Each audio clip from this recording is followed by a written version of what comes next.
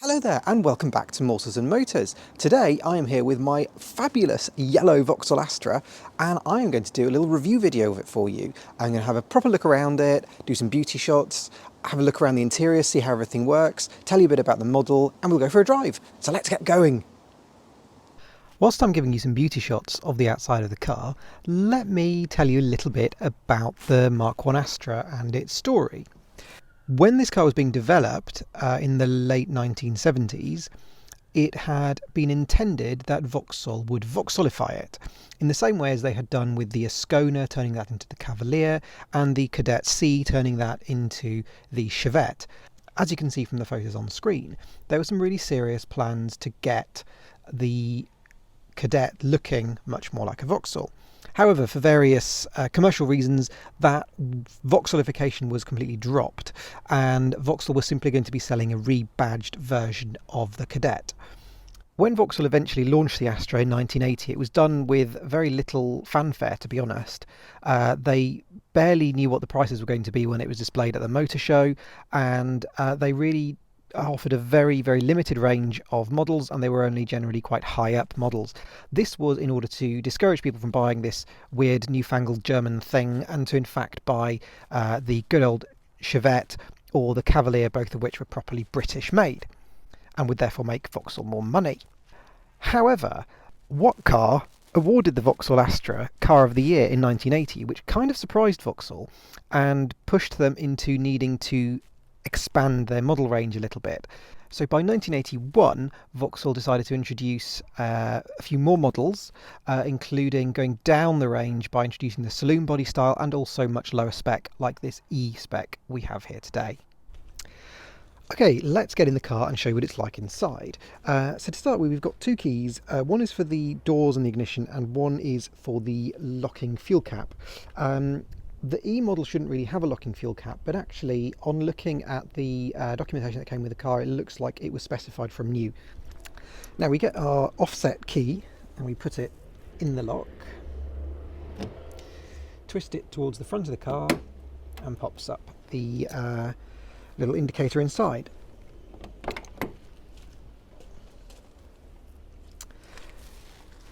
So to give you a full tour, let's start with the door card, which is an incredibly basic door card. The base model was only trimmed kind of in the middle of the door. The top was left body coloured, and the bottom, where the door pocket would be on higher up cars, is also body coloured. It's a very simple door card with just a door pull, a window winder, which is sort of rubbery, which is quite nice to feel, and quite a hard plastic handle to close it. There's a slightly attractive pattern into the vinyl, but really it's pretty basic. Turning to the interior, let's start with the dashboard. So we start off with an air vent that doesn't move at all, and then down to the side we've got our light switch. So that operates the side lights, your main lights, and then your courtesy light if you pull it out. The instrument cluster itself has a very simple layout. We've got a fuel gauge, which doesn't have a warning light, temperature gauge, speedometer with miles per hour and kilometers per hour in orange. Then we have some warning lights. We have a battery warning light, oil pressure, brake, main beams, indicators and choke. So behind the steering wheel we've got our usual two stalks. The left hand one is the indicators, so that's indicator right, indicator left, and then you push it away from you in order to put main beams on. I don't really like that. On the right hand side it's the wipers, so we've got intermittent, speed 1 and speed 2. And if you pull it towards you, it does a full squirt and wipe, like a modern car. Exciting times. The steering wheel is made of a really kind of soft rubber, which is actually very nice to hold. It's quite a decent size as well. There are little hand grips all around the side of it, which is pretty nice to hold. My main criticism actually about this car is in fact the steering wheel, because it is a little bit too close to me. It's canted quite vertically. It means that my arms are very bent when I'm driving it, and yet my clutch foot is on maximum extension. So I kind of feel like the steering wheel needs to go back a little bit, or the clutch pedal box needs to go up a little bit. There's not a lot I can do about it. There's not a lot of adjustment in the seats or anything like that. So it's just something I have to get used to. And I have got used to it, to be honest. It's just when I come back to this from another car, I really notice it, that it's kind of a bit, ooh, this is odd. This is strange. The steering wheel's kind of low and close to me. Moving to the centre console, we've got these two air vents here which can direct air towards the face. Then next to that we have a blanking plate where the clock would be on a posher model. Next row down we've got three more blanking plates, don't really know what they do. But then we've got the fog light switch, which you flick it up and there's a little telltale in there to say that it's on. Then we have the hazard warning light switch, which you press it and you should just about be able to see there's a little telltale inside there as well that flashes. To the left of that we have the heater controls. So this is heat, cold at the bottom and hot at the top. And then this is the heat direction, so whether it's to the windscreen or to the face or to the feet.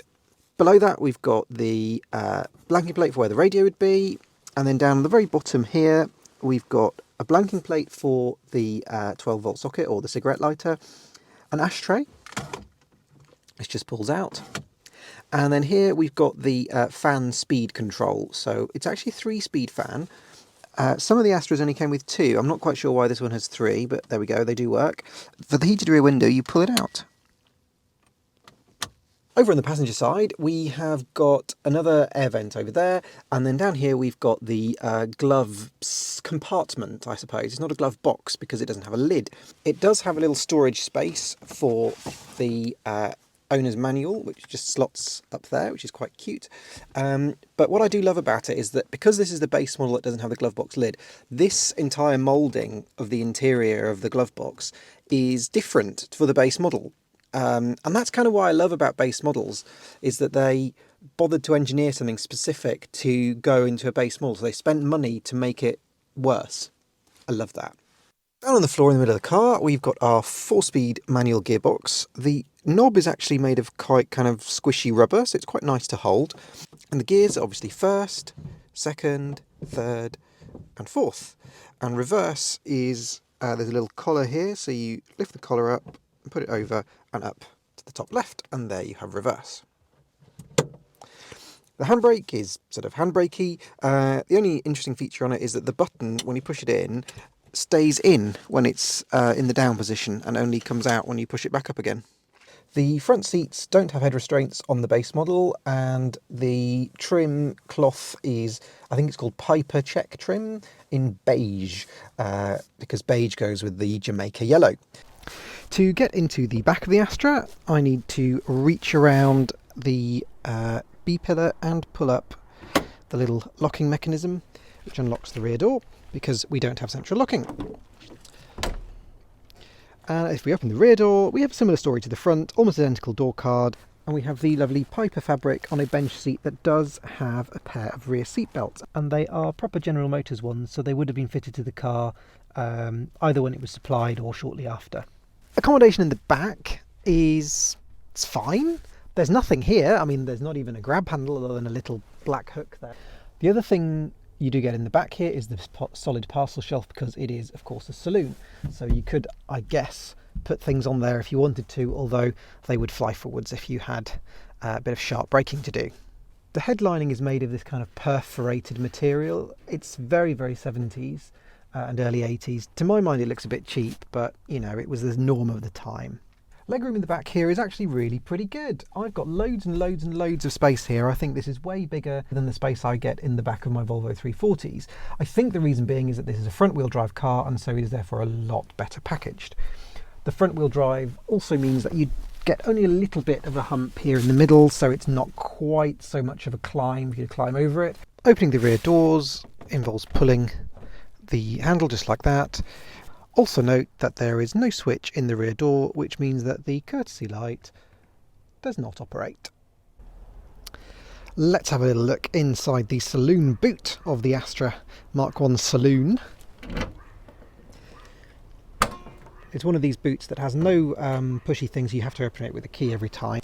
It's actually got quite a bit of a bounce to it, so it bounces halfway up quite easily. And there it is, open. Inside the boot compartment there's actually a pretty decent amount of space. It's really not bad at all. The opening is reasonably wide as well. The only downside is that it's quite low, so you kind of have to bend down a little bit to put things in it, but overall it's actually not too bad. It's quite deep as well. And you'll also see the boot itself, it's a proper thing. It has properly been created as a saloon with a solid metal kind of parcel shelf, and also if you were to take that kind of black panel away, there would be cross members behind the rear seats as well. So it's a real, genuine saloon. It was in fact intended by Vauxhall to create a saloon version of the Astra, a proper 3-box shape, but that was never actually built. It was shelved and they never made it, and they just converted the hatchback shells into saloons instead. I think it's time to take this car for a drive. Let's go. The seatbelt buckle falls down to the bottom because there isn't any nubbin or anything to keep it in place. Let's get some heat on in here. It's a little bit chilly today. I won't put the fan on though, because you'll hear that on the audio. What is this Vauxhall Astra like to drive on the road? Well, the slightly strange driving position that I alluded to earlier is not the world's best, I would say, but you do get used to it. So the ride and handling of this car are actually incredibly good. It's really very, very precise. The steering in particular is extremely precise. The slightest steering input and it does alter the trajectory of the car. The gear change, apart from the stiffness going into first that I've got on this particular box, it's actually really light, very easy. You know exactly where the gears are, although the travel in the box is actually quite significant. So the main thing that surprised me about this car is how nippy and responsive it is. As you kind of pull away from some traffic lights, it's really got a really chunky amount of guts. So you can kind of really accelerate out of a corner with confidence in a way that I really wasn't expecting out of the base model lower horsepower engine. But then, in fact, as Motor Magazine pointed out when they reviewed the 1200 engine in early 1981, it's 13 horsepower less than the normal 1.3. So the Astras were launched with 1.3 engine, the brand new Family 2, I think, or Family engine. And they later introduced this 1.2 from the Opel, the previous generation Kadett and various other Opels. So one of the interesting things that Motor had to say about it is that it's not actually that wildly different from the 1.3. They said that in terms of kind of mid-range acceleration, it was actually almost just as gutsy, only a couple of seconds in it. They did have some criticisms of the engine though, which was that compared to the 1.3, the fuel economy was actually worse. So really there's no particular economy benefit by going for the smaller engine. And their other point was that it's obviously a lot harsher than the newer 1.3 because it's an old-fashioned pushrod overhead valve engine, whereas the 1.3 was a nice new, for the 1980 or 1979 OHC engine, a lot more refined and smoother. Personally, 40 odd years later, I actually don't find this engine that bad. Yes, it is a little bit loud, but it's not particularly harsh.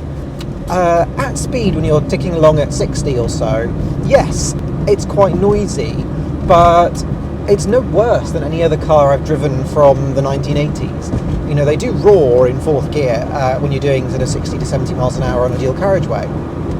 So what else can I say about the driving experience of this Astra? Well, it's a very comfortable place to be. It's very light and airy in the cabin. Because there's no headrests, you really feel a huge amount of visibility and air around you. The controls are all very light and easily accessible. They're exactly where you want them to be. It's a real lesson in ergonomics. You know, your light controls are just there behind the steering wheel. Your stalks are so simple and they just do what they're supposed to do. Your hazard warning lights are within a finger's reach if you need it. Your heater controls are just here. I don't have to look down to stretch to get to them. And I think that was part of the design of the car. They wanted the major controls of the car to be quite up high. It is, however, another little criticism I do have of the car is this dashboard. For me, it does make you feel kind of hunkered down, so it makes you feel like you're sitting quite low in the car. The high-up dashboard is kind of a little bit imposing. The ride is kind of firm but not harsh, which is great because it means that when you're going around corners, when you're going on a country road, it grips the road really, really well and feels very confident. As you can see, pulling away from a standing start there's really a decent amount of poke in this car. We are now doing 30 miles an hour with absolutely no effort whatsoever on behalf of the car. It just pulls away really cleanly. The gearbox is actually very low geared, which means that I can very happily cruise in fourth at 30 and the car is not struggling at all. But yeah, sorry, I've just come into a 30 now and I've nearly put it down into third, and I really don't need to. I can stay in top gear. And you can actually kind of, you can live in fourth quite a lot if you want to. The only downside to the driving experience of this car is that gear change.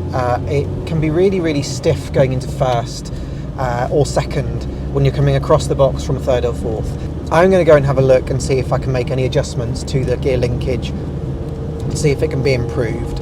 At the moment, I seem to find that if I double declutch, it does seem to behave a little bit better. Not always, but sometimes it does.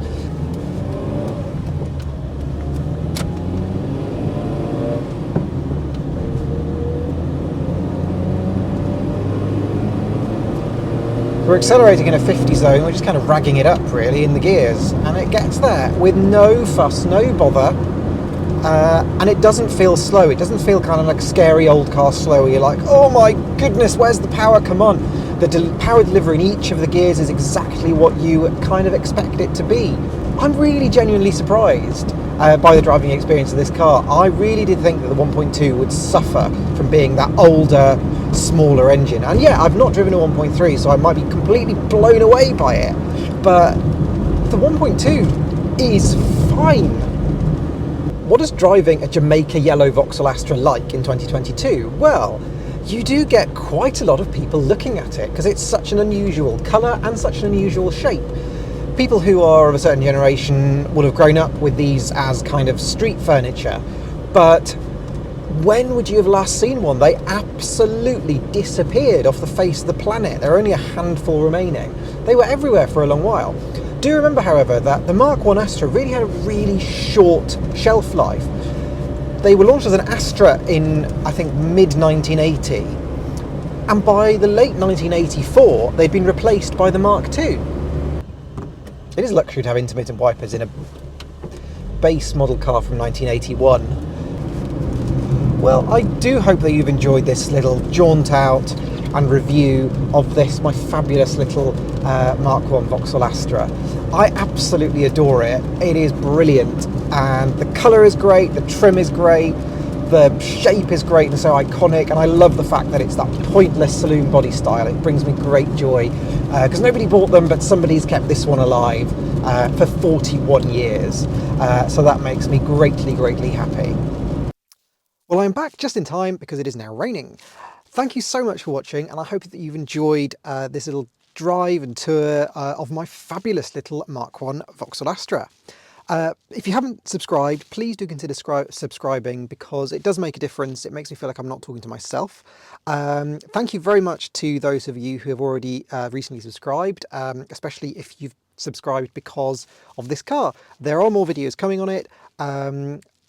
There's a tinkering video, and I'm going to maybe do a couple of other little videos as well, but they might be a little bit later on because I think I'm going to probably put this car in a garage now for the winter. On that note, have a wonderful weekend, and I will see you again in the next video.